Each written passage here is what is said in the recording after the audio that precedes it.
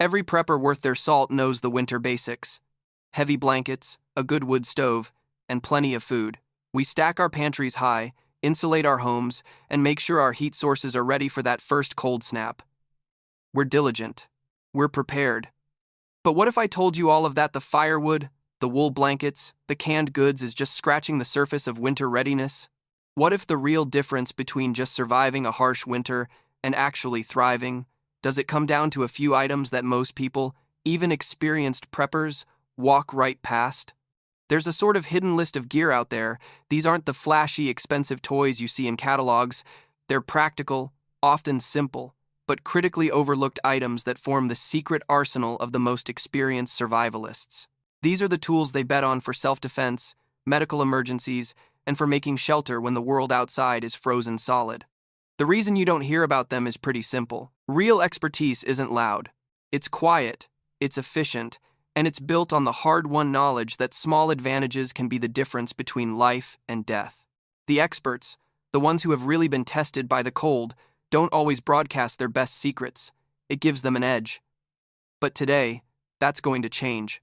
We're going to get past the common knowledge and look at the gear that truly matters when the temperature drops and the snow piles high. These are the 11 hidden winter gear items the old-school preppers might not tell you about.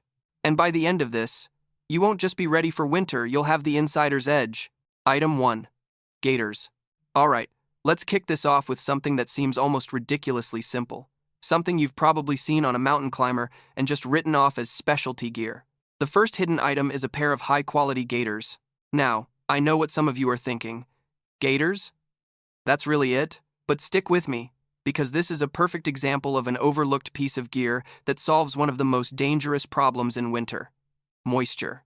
We all spend a ton of money on waterproof boots, and they're crucial, but they have a fatal flaw, that giant hole at the top where your leg goes in. It doesn't matter how waterproof your boots are, snow, slush, and rain will eventually find their way inside. This is where gaiters become a complete game changer. These fabric shields cover the gap between your pants and your boots, creating a nearly impenetrable seal. Think of them as the missing link in your winter armor. When you're trudging through deep snow, you're constantly kicking it up. It packs onto your lower legs, and without gaiters, it melts and seeps right down into your socks and boots. And once your feet are wet, you're on a fast track to misery, and more dangerously, frostbite or hypothermia. Dry feet are non-negotiable in a survival situation, and gaiters are the single best tool for making sure they stay that way. But their usefulness doesn't stop there. This is what the seasoned prepper gets. The secondary uses are just as important. Gaiters give you an extra layer of protection on your lower legs.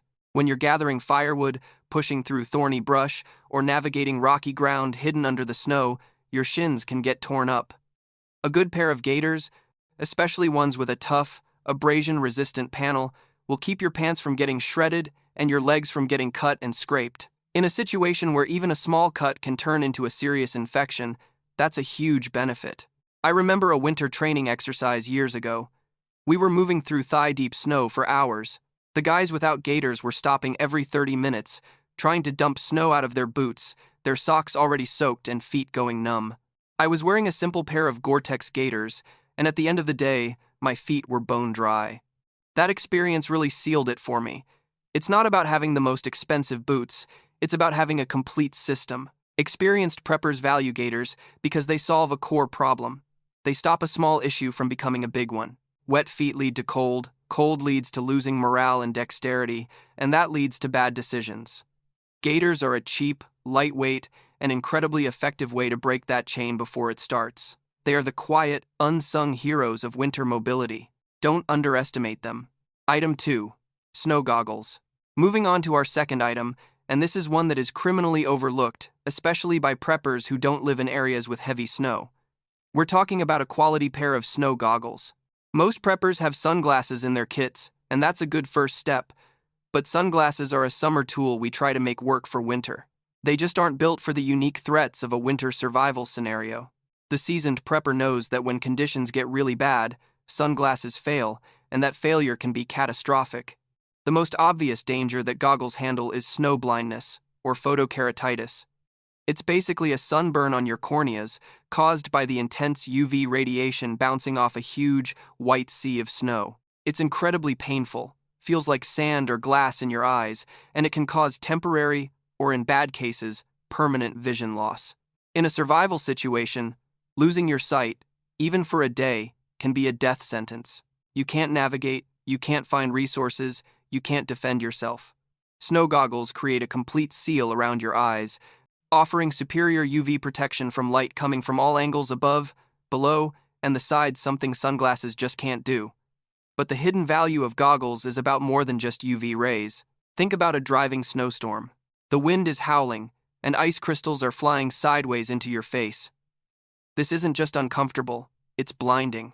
Your eyes will tear up, the tears will freeze on your eyelashes, and you'll be forced to shut your eyes, leaving you totally exposed and disoriented. Sunglasses offer zero protection from this. A pair of snow goggles, though, creates a calm, protected pocket of air around your eyes, letting you see clearly and move with purpose, even in a blizzard. That is a massive tactical advantage. I was once caught on a ridge when a sudden squall hit. The wind was easily 40 miles an hour, and the snow felt like tiny needles. I had sunglasses on, and within minutes, I was functionally blind.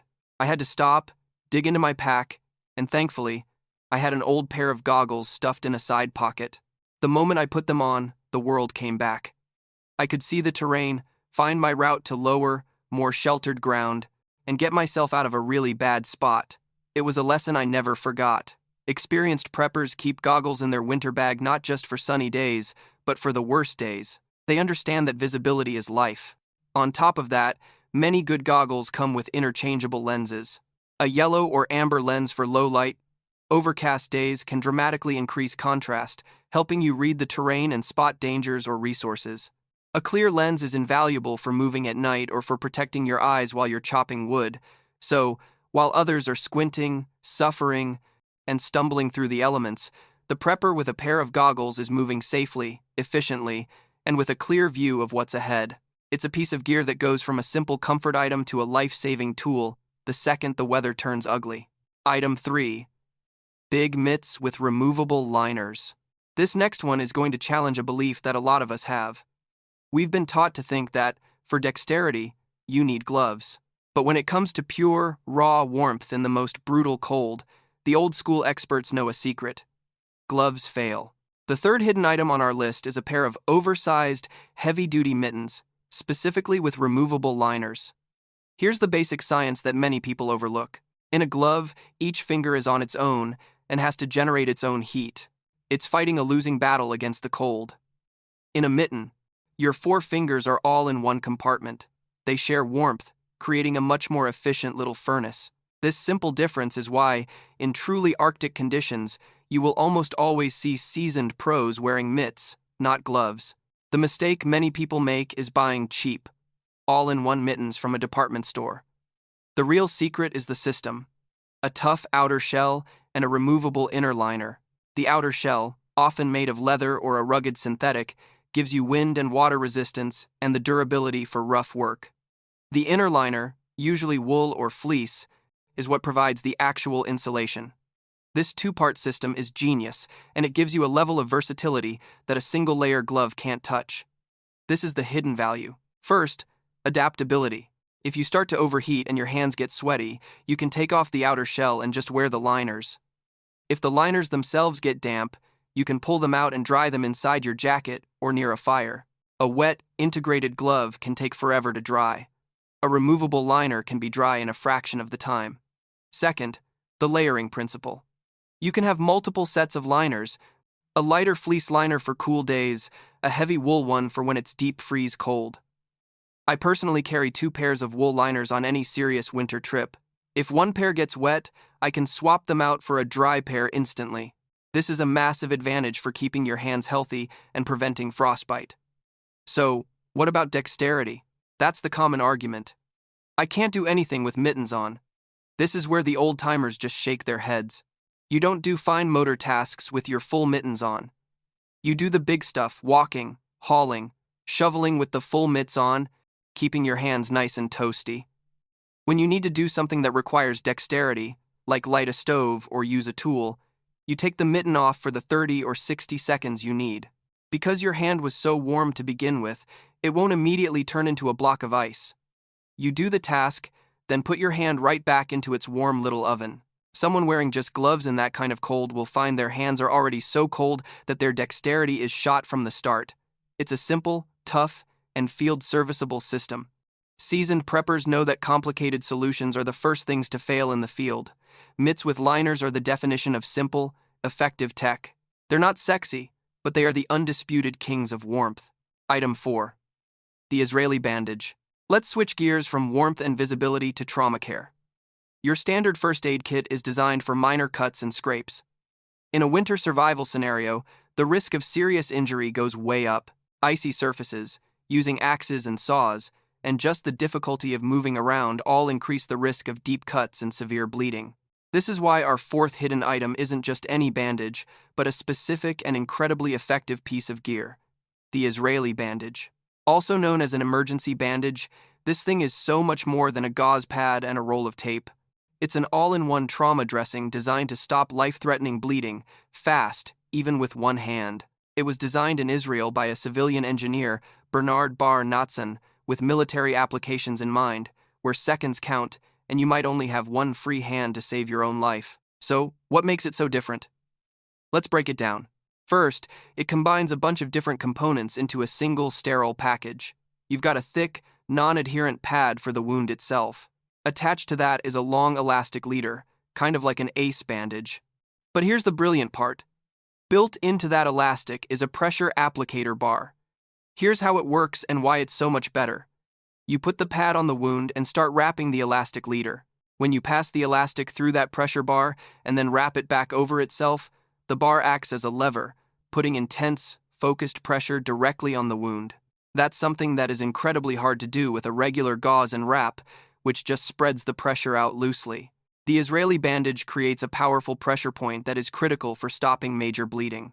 On top of that, once you're done wrapping, the end of the bandage has a simple plastic clip that hooks right into the elastic to hold it tight. No fumbling for tape with frozen fingers, no trying to tie a knot with gloves on.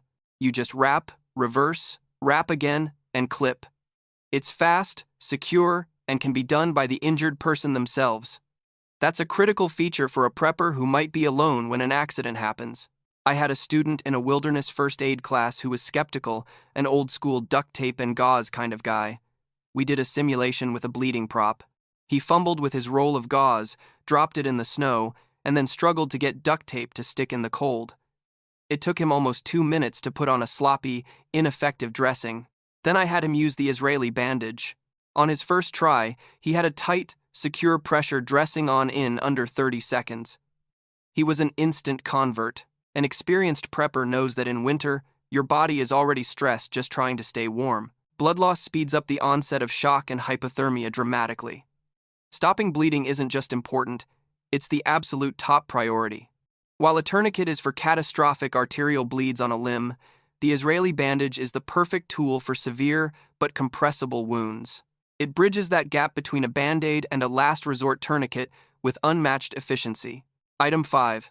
A high-quality sewing kit. Our fifth item is one of the most underrated, multifunctional tools a prepper can own. Yet it's usually forgotten in a junk drawer. We're not talking about that flimsy little sewing kit you get at a hotel. We are talking about a robust, high-quality sewing kit built specifically for survival. The amateur prepper thinks of clothing as disposable. A jacket rips, they might slap some duct tape on it. The expert, on the other hand, thinks in terms of maintenance and repair. In a long-term winter situation, your clothing is your primary shelter. A tear in your insulated pants or a rip in your waterproof shell isn't an inconvenience. It's a critical failure of your life support system. That hole lets precious body heat escape and moisture creep in a direct path to hypothermia. A proper survival sewing kit has stuff you won't find in a normal kit. First, the needles. You need heavy-duty, large-eye needles that can punch through canvas, nylon, and denim without snapping. You also need curved upholstery needles, which are invaluable for repairing things like a torn backpack strap or the corner of a tarp without having to turn it inside out. Next, the thread. Forget the flimsy cotton stuff. You need heavy-duty, bonded nylon or polyester thread, the same kind used to make outdoor gear. It's UV resistant, rot proof, and incredibly strong. I also recommend you stock a spool of unwaxed dental floss. It's ridiculously strong for its size, waterproof, and can be used for everything from stitching up a heavy pack to serving as an improvised fishing line. Your kit should also include a small thimble. It seems trivial, but just try pushing a thick needle through multiple layers of stiff, frozen canvas with your bare thumb. A thimble protects your finger and lets you apply way more force, making repairs possible that would be agonizing otherwise. Throw in some heavy-duty safety pins for quick fixes and some patches of durable material like Cordura nylon. But the hidden use of a quality sewing kit, the one that makes it an indispensable part of an expert's medical gear, is for emergency sutures. Now, this is an absolute last resort and requires knowledge and sterilization, but if professional medical help is not an option, a deep, gaping wound needs to be closed to prevent infection. A pre-sterilized suture needle and thread from your kit could save a life or a limb.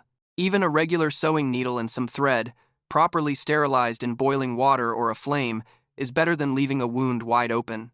The needle can also be used to carefully drain blisters or remove deep splinters, both of which can become debilitating if you don't treat them. The seasoned prepper sees a sewing kit not as a hobby tool, but as a critical repair and medical device. It maintains your most important gear, your clothing and shelter, and in the gravest of situations, it can be used to repair your most valuable asset, your own body. It's a tiny package that punches way above its weight. Item 6. Multi-strand paracord. Alright, number 6 is an item that pretty much every prepper has, but very few understand what it's truly capable of. We're talking about paracord. But specifically, we're not just talking about the rope, we're talking about its hidden core, the multiple inner strands. Most preppers buy paracord and use it as a strong, lightweight rope for things like tarp ridgelines or tying down gear. And that's all great.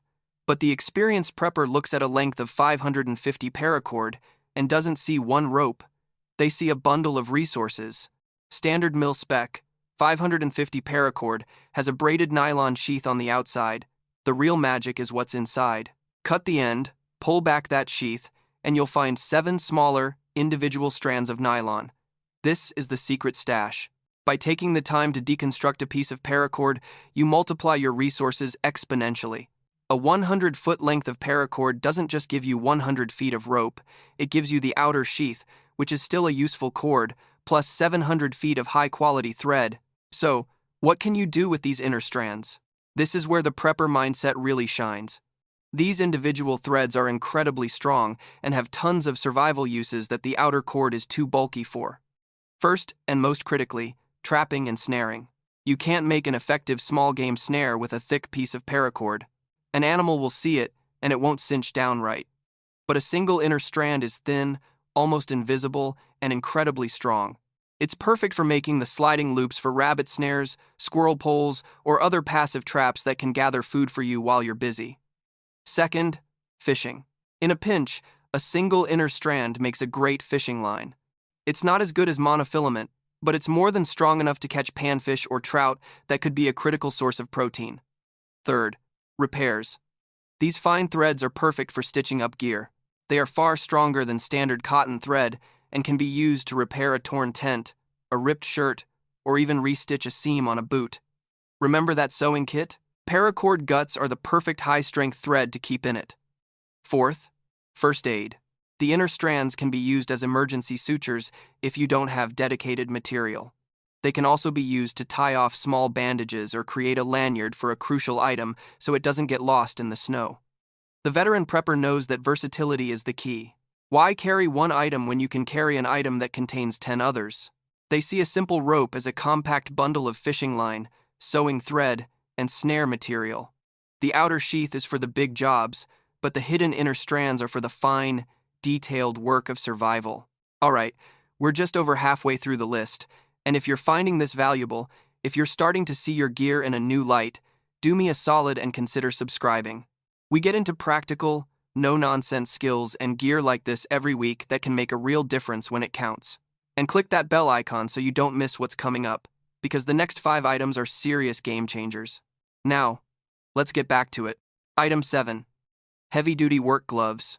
Let's get back to hand protection, but from a totally different angle.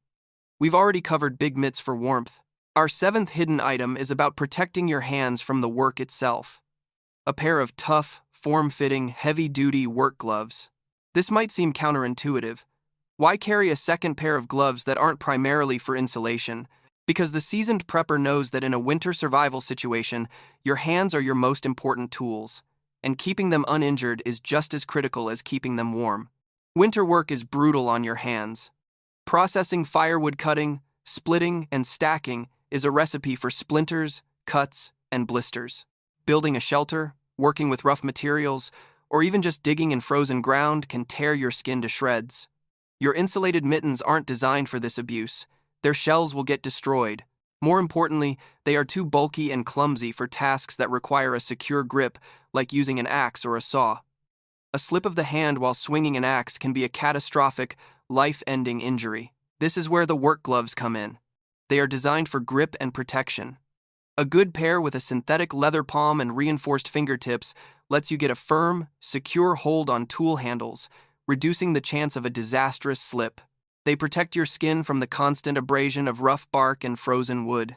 A splinter might seem like a minor annoyance in normal life, but in a grid-down scenario, it can easily get infected and lead to a swollen, useless hand. Think about all the tasks that require you to use your hands. Clearing debris, handling sharp or jagged materials, messing with metal parts on a stove or vehicle. Doing this with bare hands in the cold is a terrible idea. Your skin is cold and less pliable, making it more prone to cracking and splitting. And if your hands are numb, you might not even realize you've been cut until you see blood. I keep a pair of work gloves permanently in my winter pack.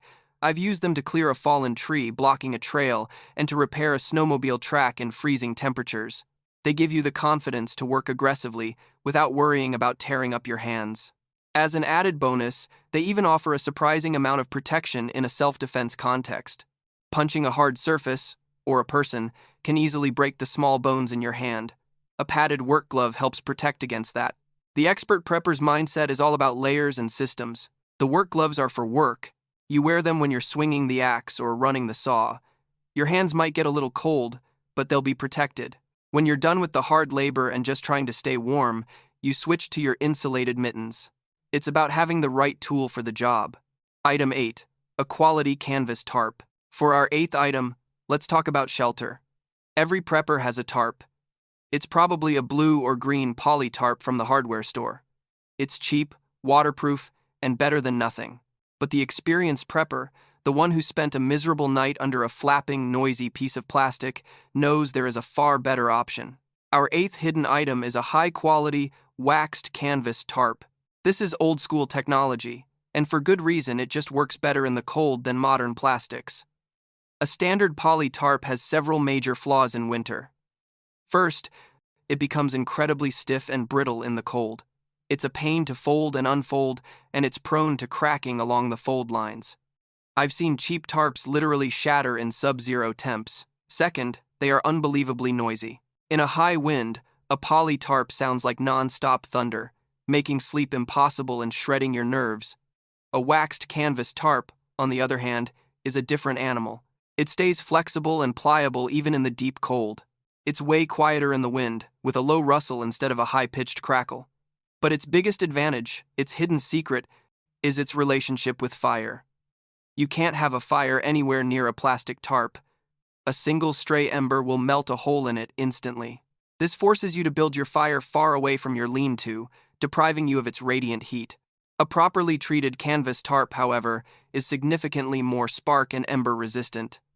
This is a complete game changer. It's not fire times proof asterisk, but it allows you to build your shelter much closer to your fire. You can set up a classic lean-to and have the fire just a few feet from the opening, reflecting heat into your sleeping area all night long. This creates a microclimate of warmth that's impossible to get with a plastic tarp. This fire resistance also opens up the possibility of using a small, portable wood stove, a hot tent stove, inside your shelter. With a canvas tarp, you can install a stove jack and run a chimney pipe right through the roof. This transforms your simple tarp shelter into a warm, dry cabin where you can dry wet clothes, cook meals, and stay truly comfortable, even in a blizzard. Yes, a canvas tarp is heavier and more expensive than a poly tarp, and that's why most people don't get them. They're optimizing for cost and weight. But the seasoned prepper, especially for a fixed camp, knows the benefits far outweigh the drawbacks. The durability, quietness, and especially the fire resistance make it a vastly superior winter shelter. It's the difference between shivering all night and sleeping soundly in a warm, secure refuge. Item 9. Red Jell-O Mix. We've arrived at our final item, and this one is the epitome of a hidden prepper secret. It's something you would walk past in the grocery store 1,000 times and never think of as survival gear. It sounds ridiculous, but stay with me. The 11th hidden item is a packet of red-colored Jell-O or gelatin mix. No, we are not making a jiggly dessert in a blizzard. The value here is in one specific, non-obvious use: emergency signaling. Imagine you're in a survival situation, lost in a huge, snow-covered landscape. You need to signal a search plane. The standard technique is to make a big ground-to-air signal, like SOS, using dark pine boughs on the white snow. This is a good technique, but it can be better. This is where the Jell-O comes in. After you lay out your signal with branches, you take the packet of red gelatin powder and sprinkle it over the branches and the snow around them. The bright artificial red creates an incredibly vibrant and unnatural contrast against the white snow. The eyes of search and rescue pilots are trained to look for anything out of the ordinary, and they are drawn to sharp, unnatural colors. It makes your signal scream, "I am here," in a way that sticks on the snow can't. Now, why Jell-O and not just red dye? A few reasons. It's cheap, light, and comes in a waterproof package. And here's the clever part. It's a dual-use item. In the absolute worst-case scenario, if rescue doesn't come, you still have a packet of sugar and gelatin. Mixed with hot water, it's a small but significant calorie and morale boost. A hot, sweet drink when you're freezing can be psychologically huge. I first heard this tip from a retired Air Force pararescue jumper. He said they were taught to use anything they could to increase their visibility. It's a trick from the highest levels of survival training. Now, it's not foolproof. Heavy wind can blow the powder away, but as an enhancer for a more permanent signal like rocks or branches, it's brilliant. It's about looking at an ordinary object and seeing its extraordinary potential. So, there you have it. 11 items that might seem minor on the surface, but in practice, they represent a whole other level of winter preparedness. From the simple genius of gaiters to the unconventional thinking behind Jell-O mix, each one solves a critical winter problem in a way that more common gear doesn't. The real lesson here is to look beyond the obvious. True preparedness isn't about having the most gear. It's about having the right gear and knowing exactly how and why to use it. It's about understanding how small failures cascade, how wet feet lead to immobility, how a ripped jacket leads to hypothermia. The items we've talked about today are the tools that stop those problems in their tracks. They're the secrets that seasoned preppers hold close because they come from experience, from cold nights, and from hard lessons. They are the difference between just having a checklist of stuff and having a truly resilient survival system. So, take this knowledge, look at your own kits, and start thinking in layers. Think maintenance, repair, and versatility. Think about solving small problems before they become catastrophic ones. Because when the wind is howling, it won't be the fanciest gadget that saves you. It will be the quiet, reliable, and overlooked tool that you had the foresight to pack. Stay smart, stay layered, and stay prepared. If this video opened your eyes to a new way of thinking about winter prepping, do me a favor and hit that like button and subscribe for more in-depth content just like this. But more importantly, I want to hear from you. This community is built on shared knowledge. What is the one piece of overlooked winter gear that you swear by?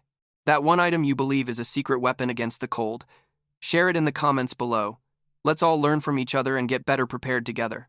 Thanks for watching.